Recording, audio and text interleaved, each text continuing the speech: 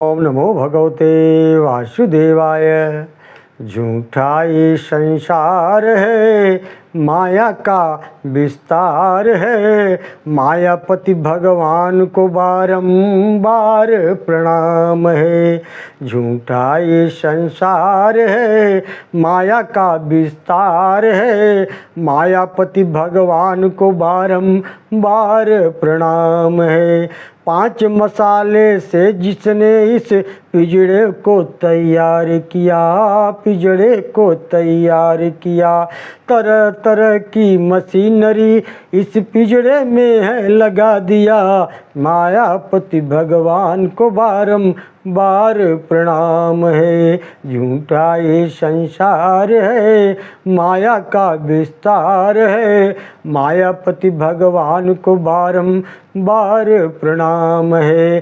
पिंजड़ा फैशनदार है, पिंजड़े में 9 द्वार है।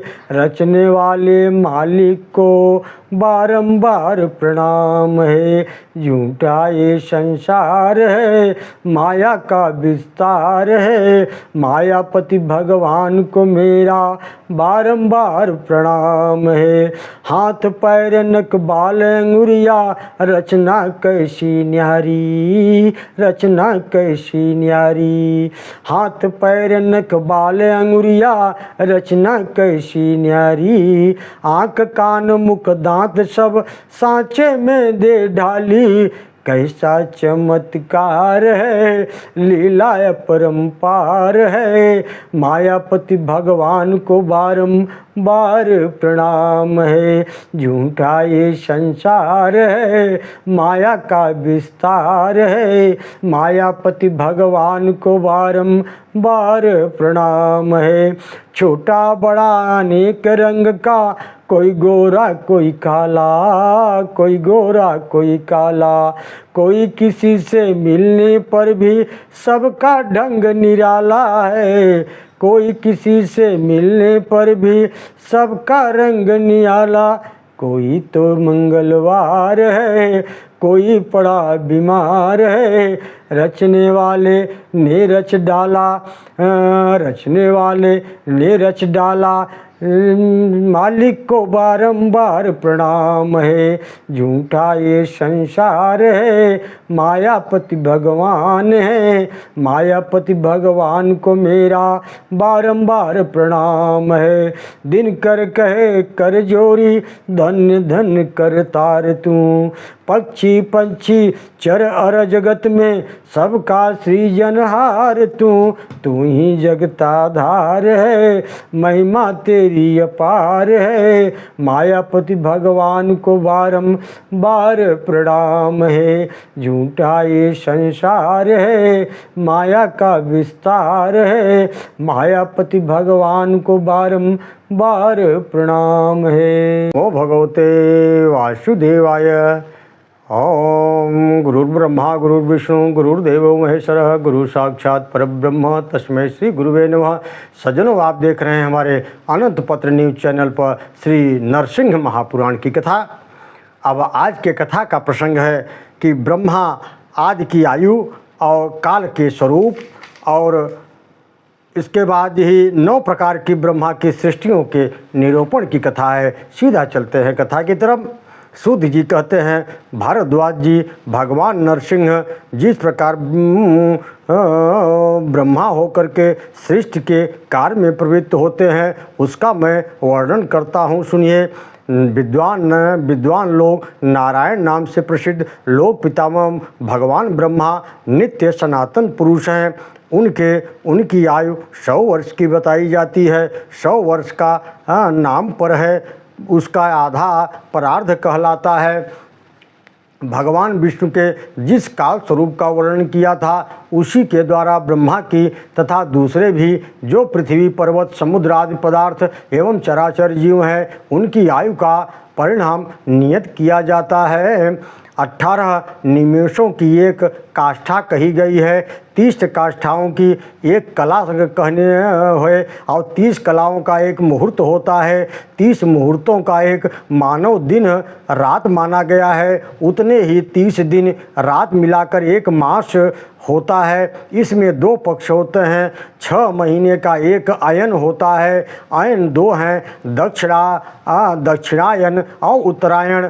दक्षिणायन देवताओं की रात्रि है और उत्तरायण दिन 2 अन्य मिलकर मनुष्यों का एक वर्ष कहा गया है। मनुष्यों का एक मास, पितरों का एक दिन बताया गया है और मनुष्यों का एक वर्ष, वसुवाद देवताओं का एक दिन रात कहा गया है। देवताओं के 12,000 वर्षों का त्रेता आदि नामक चतुर्युग होता है। पुराण वेत्ताओं ने कृत आदि युगों का परिणाम क्रमशः 4, 3, 2, 1 हजार दिव्य वर्ष बताया है। प्रत्येक युग के पूर्व उतने ही 100 वर्षों की संध्या कही गई है। युग के पीछे उतने ही परिणाम वाले संध्यांश होते हैं। संध्या और संध्यांश के बीच जो काल है उसे सतयुग और त्रेता आदि नामों से प्रसिद्ध है। युग समझना चाहिए। सतयुग, त्रेता, द्वापर, कलयुग, ये 4 युग मिलकर चतुर्युग कहलाते हैं। 1000 चतुर्युग मिलकर ब्रह्मा का एक दिन होता है।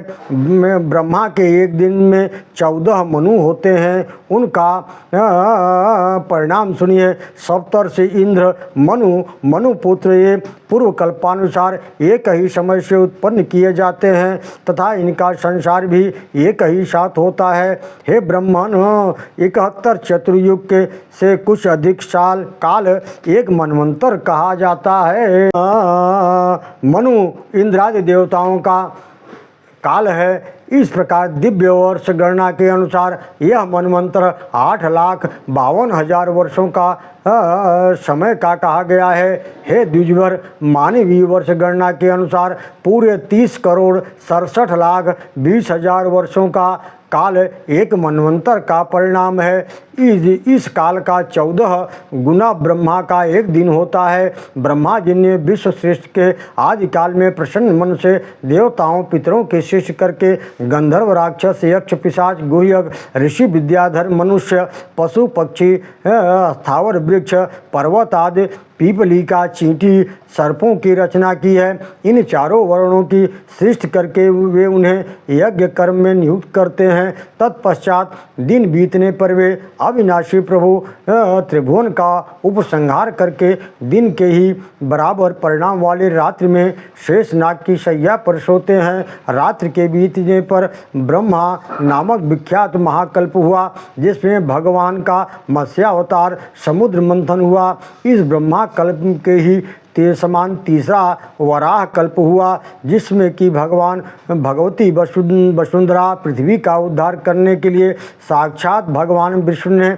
प्रसन्नतापूर्वक वराह रूप धारण किया। उस समय महर्षिगण उनकी स्तुति करते थे। स्थलचर आकाशचारी दियों के द्वारा जिनकी यत्ता को जान लेना नितांत असंभव है, वे आदिदेव भगवान विष्णु समस्त प्रजाताओं की सृष्टि कर नैमित्तिक प्रलय में सबका संहार और शयन करते हैं। अब 9 प्रकार के सृष्टियों के निरूपण है। शुद्ध जी बोले, हे शुद्ध जी कहते हैं, हे मुनिश्रेष्ठ, बहुत से सर्गों का मैंने आपसे वर्णन किया। इसमें महत्त्व को पहला सर्ग कहा गया है, दूसरा सर्ग तन्मात्राओं का है, तीसरा वैकारिक सर्ग है जो इंद्र संबंधी कहलाता है, चौथा मुख्य सर्ग है। स्थावर, वृक्ष, तृणलता आदि ही मुख्य कहे गए हैं। तिर्यक श्रोता नामक जो 5वां सर्ग कहा गया है वह तिर्यक योनि कहलाता है। इसके बाद छठा ऊर्ध्व श्रोता का सर्ग है, उसे देव सर्ग कहा जाता है। फिर 7वां अर्वाक श्रोताओं का सर्ग है, उसे मानव सर्ग कहते हैं। 8वां अनुग्रह सर्ग है, जिसे सात्विक कहा गया है। 9वां रुद्र सर्ग है। ये ही 9 सर्ग प्रजापति से उत्पन्न हैं। इसके पहले 3 प्राकृतिक सर्ग कहे गए हैं। उसके बाद वाले 5 वैकृत सर्ग है और 9वां जो कौमार सर्ग है वह प्राकृत और वैकृत भी है। इस प्रकार सृष्टि रचना में प्रवृत्त हुए ब्रह्मा ब्रह्मा जी से उत्पन्न हुए जो जगत की उत्पत्ति का मूल कारण प्रकृति और वैकृत सर्ग है, उसका मैंने वर्णन किया। ओम नमो भगवते वासुदेवाय। अब सज्जनों, इस अध्याय में अनुसर्ग की कथा है। सीधा चलते हैं कथा की तरफ। भारद्वाज जी बोले, हे सूत जी, ब्रह्मा जी से 9 प्रकार की सृष्टि हुई, उसका वर्णन हमने कर दिया। सूत जी बोले, ब्रह्मा जी ने जिन मरीच आदि ऋषियों को उत्पन्न किया वो उनके नाम है मरीच, अत्रि, अंगिरा, पुलह, क्रतु, महातेजस्वी, पुलस्त्य, प्रजेता, भृगु, नारद। 10वें महाबुद्धिमान वशिष्ठ जी हैं। सनक आदि ऋषि निवृत्ति धारा में तत्पर हुए। एकमात्र नारद मुनि को छोड़कर सभी मरीच आदि मुनि प्रवृत्त धर्म में नियुक्त हो गए। ब्रह्मा जी के दाएं अंग से उत्पन्न जो दक्ष नाम के दूसरे प्रजापति कहे गए हैं, उनके दौहित्रिकों के वंश में यह चराचर जगत व्याप्त है। देव, दानव, गंधर्व, उरग, सर्प और पक्षी, ये सभी जो के सब बड़े धर्मात्मा थे। दक्ष की कन्याओं से उत्पन्न हुए 4 प्रकार के चराचर अनुसर्ग में उत्पन्न होकर वृद्धि को प्राप्त हुए। पूर्वोक्त मरीच से लेकर वशिष्ठ तक सभी ब्रह्मा जी की मानव संतानें हैं। ये सब अनुसर्ग के सृष्टा हैं। सर्ग अर्थात आदि सृष्टि में महात्मा भगवान नारायण 5 महाभूत, बुद्धि, पूर्वोक्त इंद्रियों वर्ग, इन सबको उत्पन्न करते हैं। इसके पश्चात अनुसर्ग काल में वे अनंत देव स्वयं ही चतुर्मुख ब्रह्मा, मरीच आदि मुनियों के रूप में प्रकट हो जगत की सृष्टि करते हैं। ओम नमो भगवते वासुदेवाय।